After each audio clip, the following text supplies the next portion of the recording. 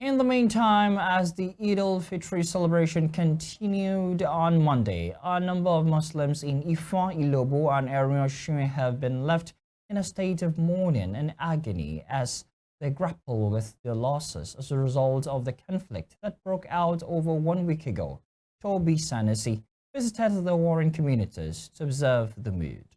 It is the second day of Eid al-Fitr, but the Muslim residents and those who lost their properties and families in the Ifon-Ilobu and Osun communal clashes are still reeling from the devastation of the crisis as they held back celebrations. A sexagenarian, Moridiya Animashaun, lost her junior wife who was burned to death in her house while some parts of her body were mutilated when the crisis broke out on the night of March 20th. This has left the deceased's entire family, including her 4 children, who should be celebrating the Eid al-Fitr in a state of mourning. Àṣé gan lọ́dún tó kọjá èmi àti ìyàwó mi tí wọ́n súnmọ́lé. Ìbọn wọn sá kọ́kọ́ fún kó tó di wípé ní wọ́n sùn. Wọ́n dáná mọ́ ilé tí wọ́n fi sopọ̀ mọ́ ilé. Ọlọ́run má jẹ́ sọdún ìbànújẹ́ ni. The reoccurring communal clashes over land dispute extended to Osun this time around as residents fled for their lives, leaving their properties behind.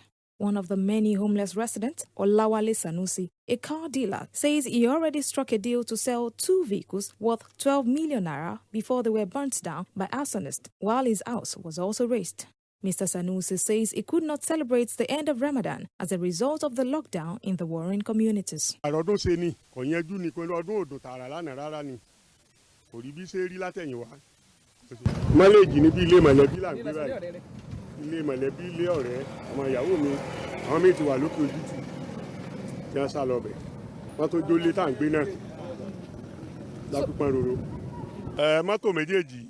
Gbàtà sọ pé a fẹ́ tà gan gbà yẹn 18 million la sọ pé a fẹ́ tà gbà ẹni tó lóun fẹ́ rà àtijọ́ parí rẹ̀ sórí 12 million naira wàá làwọn ń bọ̀ ní àárọ̀ Friday ilẹ̀ tí ó mọ̀ ní gbogbo tó ṣẹlẹ̀ ló fi di pé àjò láàfin rí nǹkan kan mọ́ lóye lórí. It would be recalled that the Osun State Governor Ademola Adeleke relaxed an earlier imposed 24-hour curfew to 17 hours while security forces were deployed to enforce compliance. From the Ojutu Bridge in Ilobu to Osun in Irepodun local government to Ifon in Orolu local government, security checks are enforced by military, paramilitary agencies and Amotekun Corps.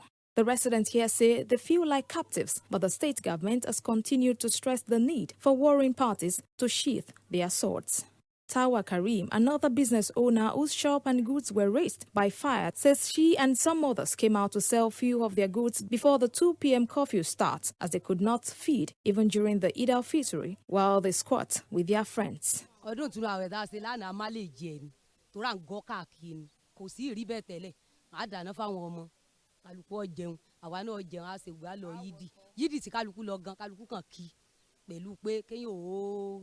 Kọ́mọ́sálẹ̀ kì í yídì lásàfi kì àsámàlè jẹ àsáré kì pápápá kálukú ó tó gọ síbi tí ń gọ sí àrùn jẹ fáwọn ọmọ àrí kan àsákàn má lè jẹ náà ni gàrí wa tó kù báyìí náà ṣe torí gbogbo sọ wa báwọn ló ti jóná ọwọ́ gàrí tó kù náà la ní ká má lè jì ká fi rí fáwọn ọmọ lóúnjẹ ìjókòó tá a jókòó gan akàn jókòó má lè jì ni torí ẹrù ń bá kálukú.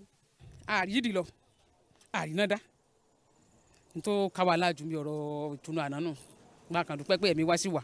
Ó ń kọ sọ́jà mọ́ ni gbogbo nǹkan ti dàrú kò sówó tàìrà kò sí ní ta fẹ́ rà gbogbo nǹkan ti túká kálukú ti túká ọmọ báyìí nìsín àwọn tèmi gan ọ̀pọ̀lọpọ̀ ti sàlẹ̀ ní tọ́wọ́ bá dànù wọn wà mẹ́ ṣùgbọ́n èmi wà lókè ojú tún tèmi níbẹ̀ lèmi ń sùn lé epo. Kò sí nǹkan kan ó lè gbá ko ni ọdún àná àní nǹkan kan bá a ṣe dáná tó àdá nǹkan kan ní gbogbo ẹnu ẹ̀dẹ̀ yìí gbàtà àrí ń tà jẹ ẹni ọba lẹ oúnjẹ tá a ti jẹ kù sáàrì iná làájẹ ọmọ kéènì kò sí àlébọ̀ tara nǹkan kan a gbọ́dọ̀ nàjà a sì gbọ́dọ̀ àti tọ̀gán di wàhálà kò sí.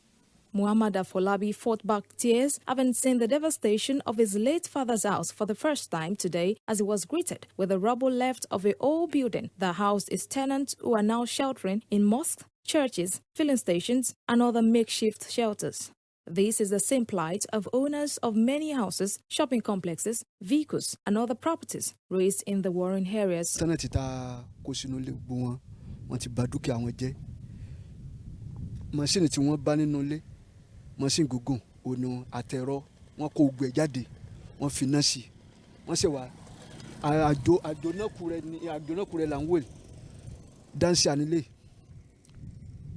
iná lọ